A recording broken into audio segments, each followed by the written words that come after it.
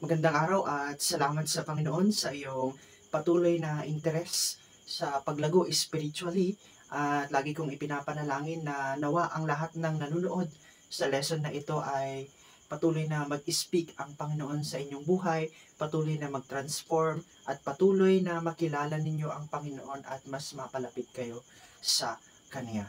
Ang lesson natin ngayon ay mayroong pamagat na may magagawa pa ba?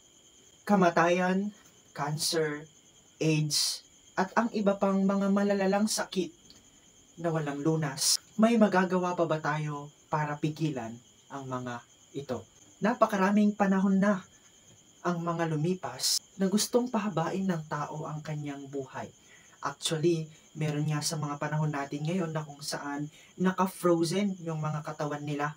Pagkatapos ay hinihintay sila na mabubuhay o kaya ay merong isiset na time na kung saan i-revive daw sila. Pero anumang kayamanan at kapangyarihan natin sa mundong ito ay hindi kayang lunasan ang kamandag ng kasalanan. Gaya ng mga pag-aaral natin noong mga nakakaraang linggo, ay mayroon tayong tinatawag na spiritual death. Ito ay isang kamatayan at sakit na kahit anong gawin ng tao ay hindi malulunasan. Nakakatakot ang kalagayan nating mga tao sa harapan ng Diyos. Sa spiritual death, tinalakay natin na ang kasalanan ang dahilan kung bakit tayo nahiwalay sa Diyos. Ang kasalanan din ang dahilan kung bakit ang tao ay magsasuffer sa eternal death sa walang hanggan. Sa ating lesson ngayon ay mayroong katanungan na maibabalik ba ng mabubuting gawa ang nasirang relasyon ng Diyos at ng tao? Sino ang makakapagbalik ng maayos na relasyon ng Diyos at ng tao? Basahin natin ang Marcos 7:6-7. Tamang-tama ang inihayag ni Isaiah tungkol sa inyo na mapagkunwari. Ayon sa kanyang isinulat, sinabi ng Diyos na iginagalang ako ng mga taong ito sa kanilang mga labi lamang, ngunit malayo sa akin ang kanilang mga puso. Kaya walang kabuluhan ang kanilang pagsamba sa akin, sapagkat ang kanilang mga itinuturo ay mga utos lamang ng mga tao. Dito sa verse na binasa natin na malinaw, na alam mo yun, yung napakaraming tao ang gumagawa ng mabuti, pero ang totoo, ang kanilang mga puso ay malayo sa Diyos. Maraming tao ang mga nagsisimba, pero ang totoo, ang kanilang puso ay pinaghaharian ng kasalanan, na matapos silang magsimba sa araw ng linggo, pero pagdating ng mga sumunod na mga araw, ay babalik at babalik sila sa kasalanan. Yun ang sinasabi ng Diyos na pagsambang walang kabuluhan. Bagamat ang tao ay outwardly nagsisimba, gumagawa ng mabuti, pero sa kanyang puso ay ginugusto niya at namumuhay siya sa kasalanan. Totoo na mga sila ay mga umaawit, sila ay mga nagdadasal sa pamamagitan ng kanilang mga labi, pero sabi ng Diyos ay hindi naman nila sinasamba ng totoo ang ating Diyos. Doon nawawalan ng kabuluhan ang ating mga mabubuting gawa dito sa lupa. At ang isa pa na dahilan kung bakit nawawalan ng halaga ang ating mga mabubuting gawa at ito ay itinuturing na basura ng Diyos kapag ang paggawa natin ng mabuti at ang pag-observe natin sa mga religious activities ay ginagawa natin para maligtas ang ating mga kaluluwa, para tayo ay mapatawad, para tayo ay malinis sa ating mga kasalanan. Bakit? Sabi nga sa Efeso 2:8-9, dahil sa biyaya ng Diyos, kayo'y naligtas nang kayo'y nanampalataya kay Kristo. Ito'y kaloob sa inyo ng Diyos, hindi mula sa inyo, hindi ito nakasalalay sa mabubuti ninyong gawa upang walang maipagmalaki ang sinuman.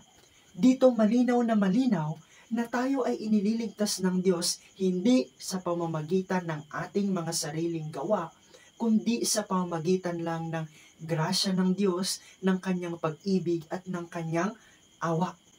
Sa pamamagitan ng ating pananampalataya kay Kristo Jesus. Ibig sabihin, kapag ang isang tao ay patuloy at patuloy na gumagawa ng mabuti, naghihirap para sa Diyos, pero ang kanyang intention ay maligtas, that is nothing. That is useless.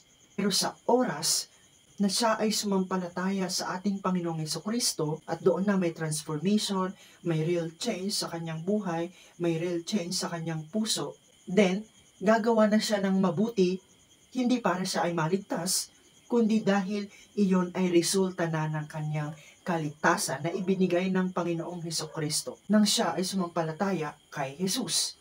Basahin naman natin sa Tito chapter 3 verses 5 to 7. Iniligtas niya tayo hindi ayon sa mabubuting gawa. Napakalinaw, hindi ayon sa ating mabubuting gawa, kundi dahil sa kanyang awa. Iniligtas niya tayo sa pamamagitan ng Espiritu Santo na naghugas sa atin at nagbigay ng bagong buhay. Ibig sabihin, ang ating mga mabubuting gawa dito sa lupa, hindi iyon ang naglilinis sa ating mga kasalanan.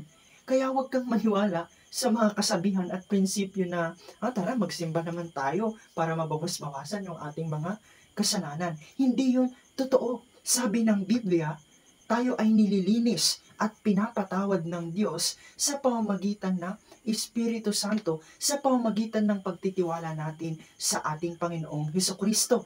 Ituloy natin. Masaganang ibinigay sa atin ng Diyos ang Espiritu Santo sa pamamagitan ni Hesukristo na ating tagapagligtas, upang sa kanyang biyayay maituturing tayong matuwid at makamtan ang buhay na walang hanggan na ating inaasahan.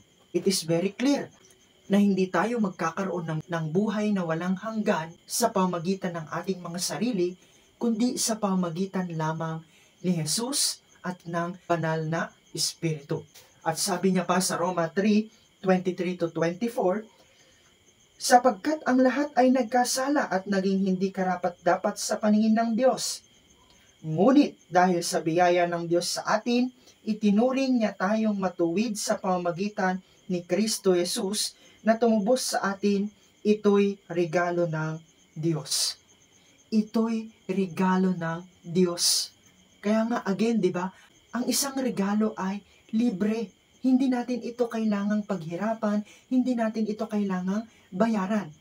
Kung ang regalo ay may bayad at panaghihirapan natin, edi hindi na yun maituturing na regalo, kundi iyon ay maituturing na sweldo o sahod.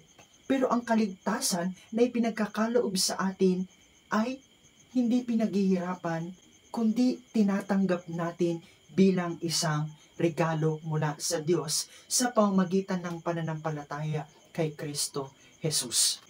So balik tayo dun sa may tanong kanina na mayroon pa bang magagawa doon sa may eternal death na sentence sa atin o na judgment sa atin pagdating ng panahon? Oo naman. At iyon ay walang iba kundi ang paraan ni Jesus. Siya ay namatay sa krus ng Kalbaryo at siya ay muling nabuhay upang pagbayaran ang ating mga kasalanan. Wala nang iba pang dahilan para tayo ay maligtas. Hindi tayo maliligtas sa pamamagitan ng ating kayamanan, ng ating pagsisimba, ng ating pagdadasal, ng ating mga pagfa-fasting. Hindi din tayo maliligtas ng ating mga kayamanan, ng ating kapangyarihan, ng ating pangalan. Hindi tayo maililigtas ng pagsunod sa kautusan. Ang tanging paraan para tayo ay maligtas ay ang paraan ni Jesus. Kung sa ating mga sarili, wala tayong magagawa. Pero dahil sa ginawa ni Jesus, mayroon tayong pag-asa sa buhay na walang hanggan at ito ay mapapasa atin sa pamamagitan ng pananampalataya kay Jesus. Tanging si Jesus lang ang makapagbabalik ng nasirang relasyon ng Diyos at ng tao at hindi kung anuman ang ginagawa natin dito sa mundong ito. Pero hindi nangangahulugan ito na hindi na tayo gagawa ng mabuti, hindi na tayo magsisimba, hindi na tayo magdadasal, hindi na tayo magfa-fasting, hindi na tayo susunod sa Panginoon. Gaya nga ng sinabi natin kanina, na sinabi sa Biblia, ang totoong naligtas ang totoong nakaranas ng grasya ng Diyos ay gumagawa ng mabuti. Minamahal niya ang pagsunod sa utos ng Diyos, siya ay nagsisimba, siya ay nagdadasal, at ganun din ay sinusunod niya ang mga utos ng Diyos. Ang mabubuti nating gawa ay pagpapakita o ebidensya ng ating tunay na pananampalataya.